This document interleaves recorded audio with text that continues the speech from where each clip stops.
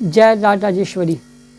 मेरे एक सब्सक्राइबर गुलशन जी ने मुझे कमेंट बॉक्स में मैसेज करके ये पूछा है कि क्या कभी मैंने अपनी ज़िंदगी में डर को महसूस किया है, क्या मैंने अपनी ज़िंदगी में कभी कोई ऐसा एक्सपीरियंस लिया है जिसको मैं हॉरर एक्सपीरियंस कह सकूं।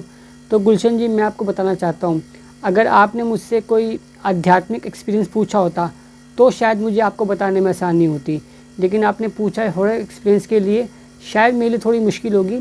लेकिन मेरी ज़िंदगी में 2-4 घटनाएँ ऐसी हुई हैं जिसको मैं एक ऐसा एक्सपीरियंस कह सकता हूँ जिसके लिए भले ही मैं थोड़े समय के लिए डरा हूँ, लेकिन डरा अवश्य हूँ। वो कहानी, वो घटनाएं मैं आपके साथ में साझा करता हूँ। अब बाद में आप ही फैसला कीजिएगा कि मेरा वो जो एक्सपीरियंस था, वो मेरा जो अनुभव था, वो हॉरर था या आध्यात्मिक था। ये मैं आप पे छोड़ता हूँ। चलिए शुरू करते हैं। मेरा एक्सपीरियंस बताने से पहले मैं आपको बताना चाहता हूँ थोड़ा सा अपने बारे में। मैंने अपना अब तक का जो जीवन जिया है वो आध्यात्मिक रास्ते से जिया है। मैंने अपनी ज़िंदगी के लिए आध्यात्मिक रास्ता चुना है। मेरी जो दिनचर्या है वो ऐसी है: सुबह उठकर स्नान करना, माता राजेश्वरी केला देवी के मंदिर में दिया जलाना, उसके आगे नमस्कार करना, माता जी का नाम जपना, ये मेरी सुबह की शुरुआत होती है। मैंने ऐसा महसूस किया है, माता जी का नाम लेने से, माता जी की पूजा करने से, माता जी की भक्ति करने से मेरे शरीर में या मेरे आसपास एक सकारात्मक ऊर्जा का अनुभव मैंने हमेशा महसूस किया है। तो ये थी मेरी दिनचर्या और ये था मेरा जीवन जीने का तरीका। मेरी ये घटना तकरीबन 7-8 साल पहले की है। मेरे एक रिश्तेदार थे जिनके घर मुझे न्योता था, क्योंकि उनकी एक मन्नत पूरी होने पर मेरे उस रिश्तेदार ने अपने घर में अपने कुल देवता और कुल देवी का भोग प्रसाद चढ़ाया था, जो कि था बकरे की बलि। हमारे राजस्थानी समाज में अक्सर ऐसा होता है, अपनी मन्नत पूरी करने के लिए या मन्नत पूरी होने पर लोग खुशी से माता जी को या कुल देवता को, जो कुल देवी कुल देवता होते हैं, उनको बलि का प्रसाद देते हैं। कहीं कहीं तो ये मीठे का प्रसाद होता है और कहीं कहीं मन्नत पूरी होने पर बलि दी जाती है बकरे की, जो कि कई समाज में अक्सर देखा जाता है। तो उस घर में कुल देवी और कुल देवता के भोग के लिए बकरे की बलि देनी थी, यानी बकरे का भोग चढ़ाना था माता जी के चरणों में।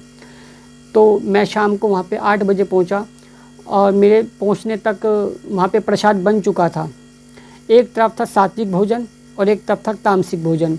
जो लोग तामसिक भोजन या तामसिक प्रसाद खाना चाहते थे, उनके लिए बकरा जो चढ़ाया गया था उसी का भोग था, उसी का मीट जिसको हम लोग बोलते हैं वो था। और जो लोग मांस मच्छी मीट नहीं खाते, मुझ जैसे लोग, उन लोगों के लिए था सात्विक भोजन, जो कि थी दाल रोटी। तो मैंने अपने गुण के अनुसार वो दाल रोटी का प्रसाद खाया और सभी ने अपने अपने तरीके से, जिसको मांस खाना था, माता जी का भोग जो प्रसाद खाना था उसने वो खाया, जिसको सात्विक भोजन खाना था उसने दाल रोटी खाई। ये होने के बाद हमारे यहाँ पे एक ऐसी प्रथा है कि रात को 12 बजे के बाद, माता जी का भोग देने के बाद, शरीर में माता जी का या कुल देवता का आने का पवन रूप में होता है। जैसे किसी के माता आती है या किसी के देवता आते हैं किसी के शरीर के द्वारा। तो ये प्रथा होनी थी और रात को 12 बजे से पहले भजन कीर्तन शुरू हो गया। जैसे जैसे समय बढ़ता गया, जैसे जैसे 12 बजने का समय हुआ, वैसे वैसे सभी लोगों में इस चीज़ की एक्साइटमेंट होने लग गई कि अब सबसे पहले तो कुल देवी आएंगी और कुल देवी के दर्शन सभी लोगों को होंगे। 12 बजे का समय होने को था, तभी एक व्यक्ति जो था भगत मंडली के बीच में बैठा हुआ था, उस व्यक्ति के अंदर सही 12 बजे एक पवन रूप में माता का रमण हुआ, माता जी का आना हुआ और उस व्यक्ति का शरीर हिलने लगा। थोड़ी देर के बाद उस व्यक्ति ने माता जी के जयकारे लगाए। घर के सभी लोग आए और माता जी के चरणों में शीश नवाया और माता जी से पूछा कि माता जी, हमने जो आपको भोग प्रसाद दिया है वो आपको स्वीकार है? माता जी ने खुश होकर कहा, बेटा, जो आप लोगों ने मुझे भोजन दिया है वो मुझे स्वीकार है और मेरा आशीर्वाद तुम्हारे पूरे परिवार पे है। मैं भी वहाँ था और मैंने भी माता जी के दूर से दर्शन किए, उनको शीश नवाया, उनको आगे हाथ जोड़े।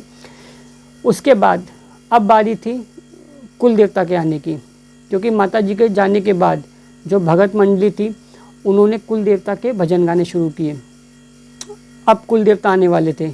मैं ठीक दरवाजे के पास ही खड़ा था और भजन कीर्तन वाले बड़ी तेज़ी से और बड़े ही उस एक्साइटमेंट में माता जी के भजन गा रहे थे, ज़ोर ज़ोर से गा रहे थे, और सभी लोगों में एक्साइटमेंट था कि अब कुल देवता आने वाले हैं, ठीक है।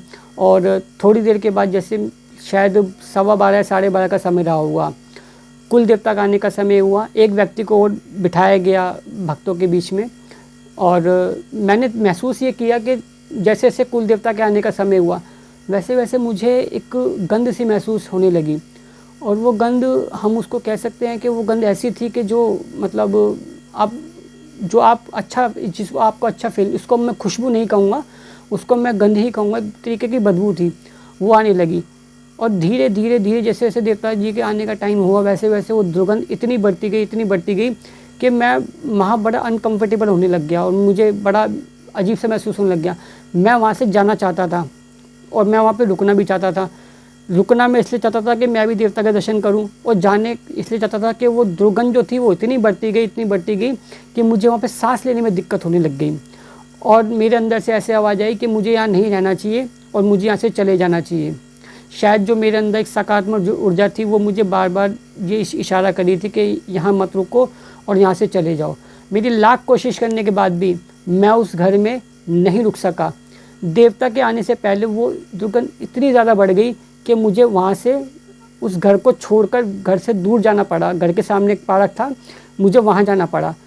घर से निकलने के बाद और उस पार्क में जाने के बाद मुझे थोड़ा सा अच्छा फील हुआ। और जब फिर मेरे जाने के बाद वो देवता उस व्यक्ति के अंदर आए, घर के सभी लोगों ने वहाँ पे उनको शीश नवाया, उनको ढोक दिया और उनसे प्रसन्न पूछा कि भाई हमने जो भोग प्रसाद आपको दिया है क्या वो आपको स्वीकार है। तो देवता ने शायद सभी को ये कहा था कि भाई जो आपने भोग प्रसाद दिया वो मुझे स्वीकार है, और सबको उन्होंने आशीर्वाद दिया। और आशीर्वाद देके देवता भी उस व्यक्ति के शरीर में से चले गए। दोस्तों, मेरी इतनी हिम्मत नहीं हुई जब तक वो देवता वहाँ थे, मेरी इतनी हिम्मत नहीं हुई कि मैं वहाँ पे दोबारा जाके दर्शन करूँ।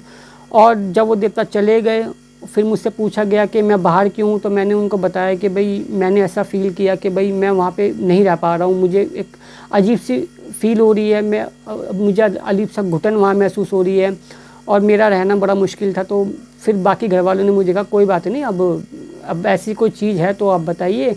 फिर मैं ऊपर गया वहाँ पे, जहाँ पे भजन कीर्तन वाले सब अपना रिलैक्स हो गए थे, क्योंकि वहाँ पे चाय पानी, क्योंकि जो मेन काम होने थे देवी देवता के वो लगभग सारे हो चुके थे। तो वहाँ पे उनकी चाय पानी बनाई उनके लिए, वो चाय वे अपना पी रहे थे, तो मैं भी वहाँ जाके बैठा। और दोस्तों यकीन मानो उस टाइम मुझे वो दुर्गंध महसूस ही नहीं हुई, मुझे बिल्कुल भी उस चीज़ का अनुभव नहीं हुआ। और उसी रात को जब ये सब काम निपटने के बाद लगभग 3 से 4 बजे उसी कमरे में मैं सोया था रात भर, और सुबह उठ के मैं अपने घर पे आया था। तो दोस्तों ये जो मेरा एक्सपीरियंस था ये मैंने आपके साथ में शेयर किया। अब ये एक्सपीरियंस मेरा हॉरर था या मेरा वो एक्सपीरियंस आध्यात्मिक था, ये मैं आप पे छोड़ता हूँ। ये आप मुझे बताइएगा कि वो जो उस दिन मैंने फ़ील किया, वो जो मैंने उस दिन महसूस किया, वो क्या था, वो क्या शक्ति थी, और वो मैंने ऐसा क्यों महसूस किया। ठीक है, ये मैं आप लोगों पे छोड़ता हूँ, या आप लोग मुझे बताइएगा अपने अपने अनुभव से। शायद आप लोगों का जो ज्ञान है, जो उस ज्ञान से शायद जो मेरे अंदर जो भी इस चीज़ को लेके बातें थी वो शायद वो और क्लियर हो जाएं। बाकी जो मेरा ज्ञान है, जो उससे मैं आपको बताना चाहता हूँ कि जो मेरा ज्ञान है, मेरी माता जी ने जो मुझे बुद्धि दी है उसके अनुसार वो क्या था।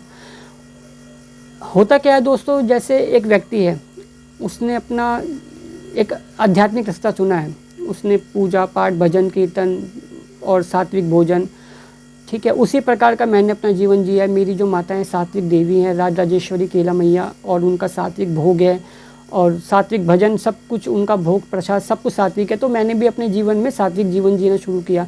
तो उससे क्या होता है दोस्तों, अगर आप सात्विक जीवन जीते हैं तो आपका जो आसपास का जो ऑरा बनता है, जो ऊर्जा बनती है, वो एक सकारात्मक ऊर्जा बनती है। और जिन देवता की मैं पूजा में गया था वो एक तामसिक देवता थे, जिनको भोग प्रसाद मतलब बकरे का लगता है। तो मुझे अपनी बुद्धि से ऐसा लगता है कि जब वो देवता आने वाले थे तो वो जो ऊर्जा थी उनकी, वो ऊर्जा एक नेगेटिव ऊर्जा थी। मतलब उसका जो ऊर्जा का जो स्रोत था वो इतना तीव्र था कि मेरे अंदर जो माता जी का जो सकारात्मक ऊर्जा थी वो वहाँ पे अच्छा महसूस नहीं कर रहे थे कि यहाँ पे अब एक नकारात्मक ऊर्जा आने वाली है जिसका वेग, उसकी गति बहुत तेज़ होगी, तो मुझे वहाँ नहीं रहना चाहिए। तो मेरे अंदर की जो आवाज़ थी वो ये था, और जो मैंने फ़ील किया वहाँ पे किसी ने भी फ़ील नहीं किया, किसी को भी किसी तरीके की कोई बदबू नहीं आई, कोई स्मेल किसी तरह की नहीं आई। उस दिन मैंने एक चीज़ भी फ़ील की कि दुनिया में कई तरह की ऊर्जाएँ हैं, जिसमें से एक ऊर्जा सकारात्मक है, एक नकारात्मक है। ठीक है, अगर कहीं किसी स्थान पर अगर सकारात्मक ऊर्जा का वास है तो नकारात्मक ऊर्जा वहाँ नहीं आती है, और अगर कहीं नकारात्मक ऊर्जा का वास है तो वहाँ पे सकारात्मक ऊर्जा नहीं आती। इसको सकारात्मक और नकारात्मक ना मान के हम इसको ये मानेंगे कि सात्विक और तामसिक ऊर्जा जो होती है, अगर कहीं सात्विक ऊर्जा है तो वहाँ तामसिक ऊर्जा नहीं आती, और जहाँ तामसिक ऊर्जा है वहाँ सात्विक ऊर्जा नहीं आती। ये वो बात थी जो मैंने अपने ज्ञान, अपने बुद्धि अनुसार मैंने उस चीज़ को जो महसूस किया, मैंने उसका जो कंक्लूज़न निकाला, जो निष्कर्ष निकाला, वो ये था मेरे अनुसार। बाकी आप लोग बुद्धिजीवी हैं, आप लोग समझदार हैं और काफ़ी गुणी आप लोग हैं, तो आप लोग बताइएगा कि जो मैंने उस दिन फ़ील किया वो एक्चुअली में यही था जो मैंने फ़ील किया, या इसके पीछे कोई और कारण था। अब ये मैं आप लोगों पे छोड़ता हूँ। आप लोगों का जो भी ओपिनियन है प्लीज़ कमेंट बॉक्स पे लिखिएगा, और आप लोग स्वस्थ रहें, इसी आशा के साथ सभी भाइयों को और बहनों को जय श्री कृष्णा, जय श्री राम।